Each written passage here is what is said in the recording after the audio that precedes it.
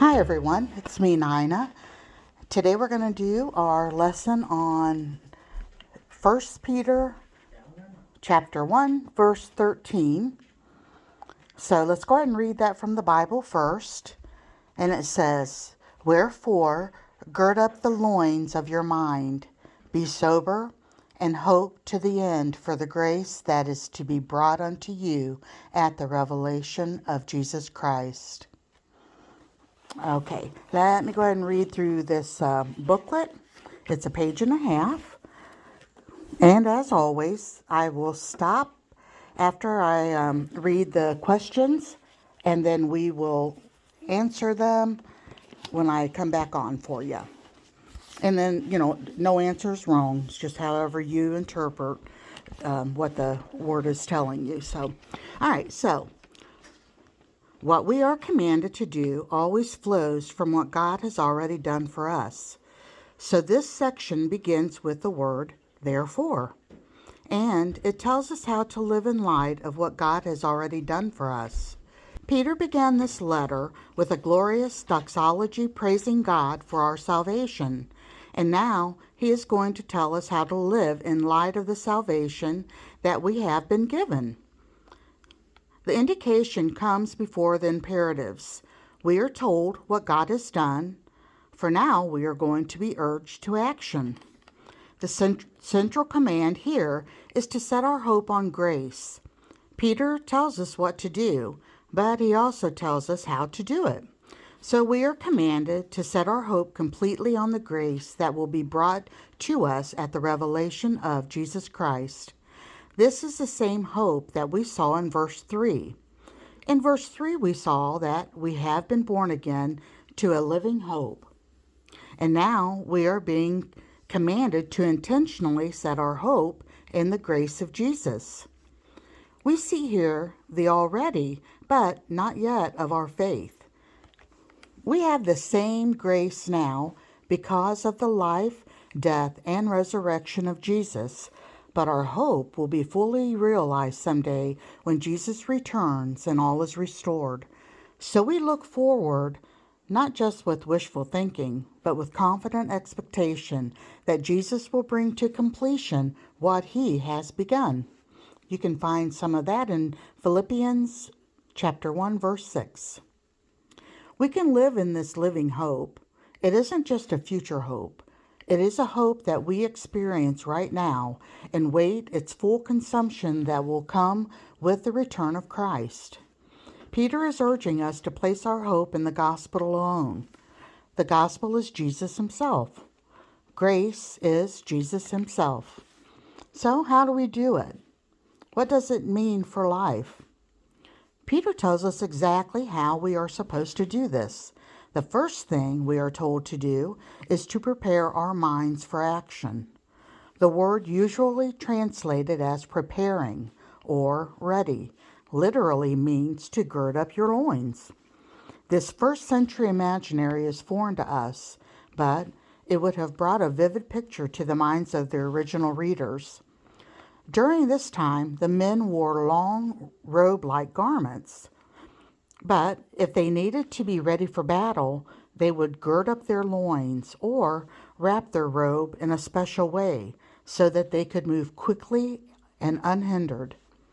They had to get rid of all their obstacles in the same way that we must prepare our minds for battle. We must get rid of all the things that distract us and hold us back from following Jesus.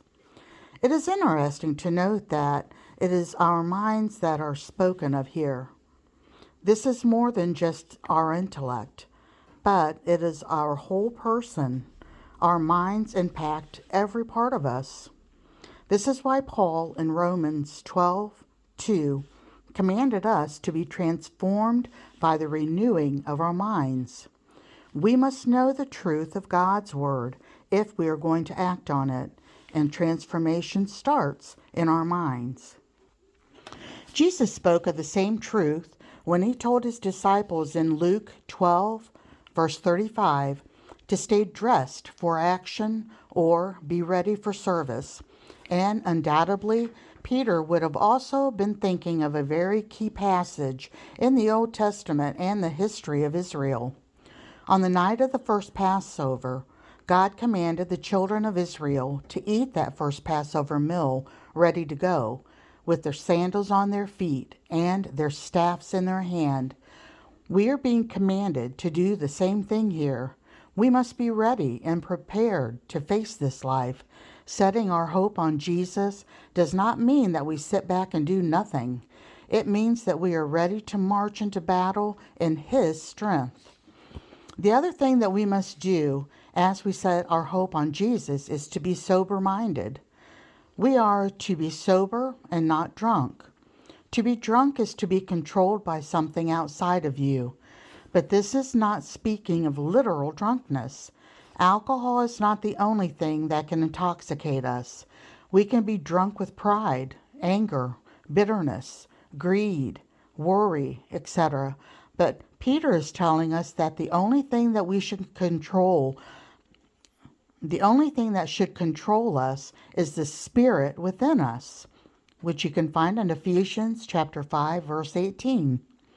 We must not be controlled by anything but Jesus. In order to set our hope on Jesus, we are going to need to get rid of the things that hold us back, and we are going to need to lay aside the things that intoxicate us. We are going to have to fix our eyes firmly on Jesus and place our hope fully and completely in Him. Okay, we've got 4 questions this week. And the first one is, go back and read 1 Peter chapter 1, verses 1 through 12, and make note of all the things that God has done. Number 2, now look closely at 1 Peter chapter 1, verse 13, and think about what the relationship is between what God has done in verses 1 through 12 and what we are commanded to do in verse 13. Record your thoughts below. Number 3, what are the things that distract you from setting your hope fully or completely on Jesus? Number 4, what would it look like to set your hope fully or completely on Jesus? Okay, go ahead and think about what you would answer those questions as, and I'll be back with you in just a moment. Okay, so let's go back through these 4 questions. Go back and read 1 Peter chapter 1, verses 1 through 12, and make note of all the things that God has done. So I wrote a few, that we have a lively hope in the resurrection of Jesus Christ from the dead. We have an inheritance in heaven which can't decay, and we are kept by God's power through faith unto salvation. Number 2, now look closely at 1 Peter 1 through 13. Think about what the relationship is between what God has done in verses 1 through 12 and what we are commanded to do in verse 13. And this is just to record our thoughts. So, and I actually talked to Steve about this one. 3 through 12 is the plan of salvation. Peter doesn't look at time the way that we do, because the Hebrews look at it as 2 tense, like past tense, future tense, and because that's the 2 they looked at it as, past tense and future tense, because to them the present is fleeting. So that's how they look at things a little differently than we do. And then it says we are commanded to do in verse 13, and I just wrote, be ready. That's what it's telling us to do, to gird up, be ready. Okay, number 3, what are the things that distract you from setting your hope fully or completely on Jesus? And I said things of this world, sin, anything that takes our mind off the Lord. It actually could be anything. From the littlest thing that might get on your nerves and make you say or do things that you shouldn't say or do. I think we're all guilty of that. anger.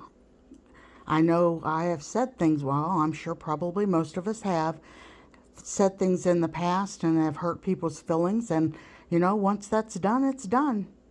You're going to live with the consequences. And those things take your mind off of the Lord and can hurt your testimony. So anything could be considered like a sin in your life. Anything that you are focused on, dwelling on, just constantly can't get it off of your mind. Any of that stuff is taken away from the Lord. So He's wanting us all to not be distracted and to fully and completely rely on Him. And then it says, the fourth one, what would it look like to set your hope fully or completely on Jesus? And I just wrote, we could move mountains. If we had nothing to distract us, if we were that holy that we could focus, 100% on God our Father, wow, there wouldn't be hardly anything. I don't think there would be anything that we couldn't do as a Christian with that much faith, that much strength, girded for whatever the Lord, has put before us. We would be ready, and we could move mountains.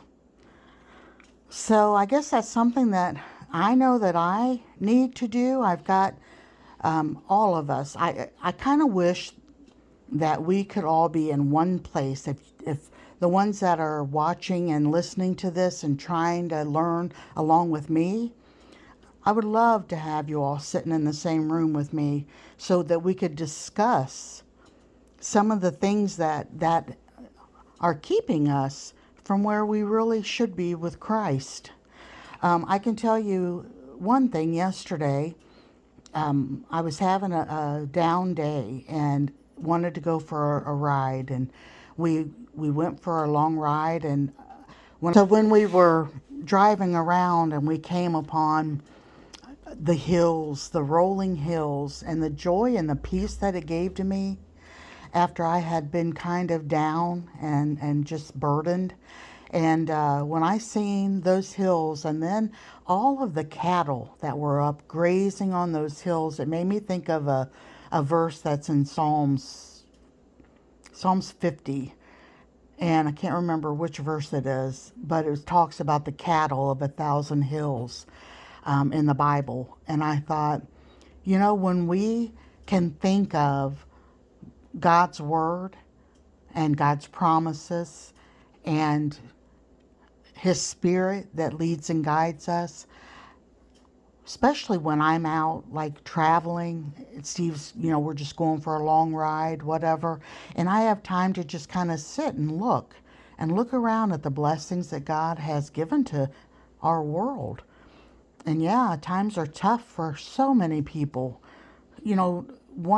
It can be from, if you have a farm, I've heard so many people have problems now paying for all the food for their animals, and they're having to get rid of them. And so as I was, going down this country road and seeing all these cattle, I prayed for those farmers, for God to protect them and let them be able to sustain their family and their farm.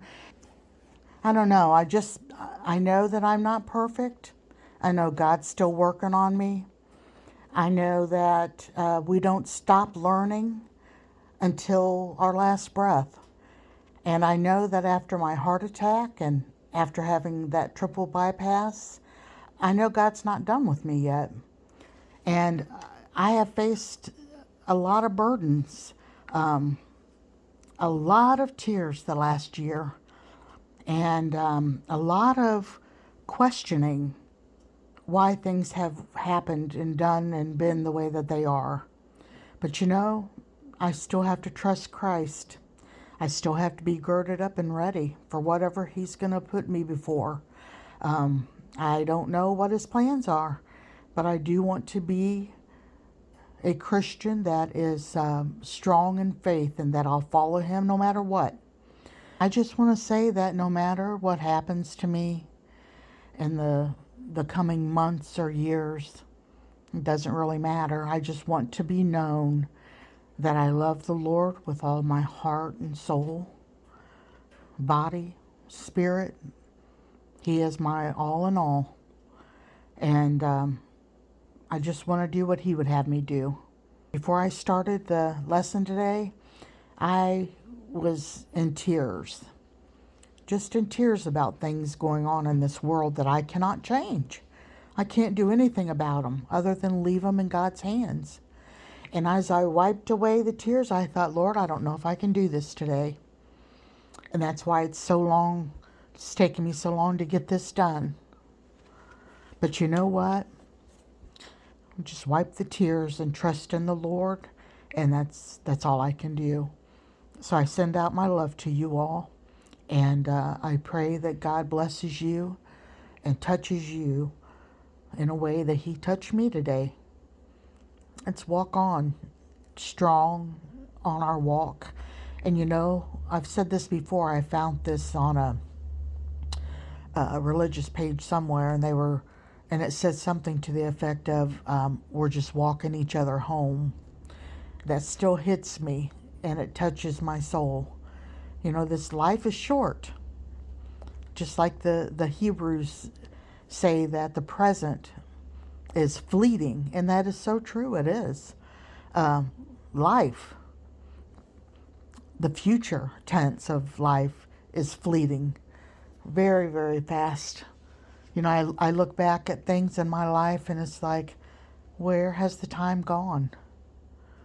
Man, if only we could all have a redo and know what we know now. Oh, I just say, Lord, have mercy on me, because at the time I thought I was doing what was the right thing to do. God, forgive me for all things that I've done wrong. So, bless you all. See you next week.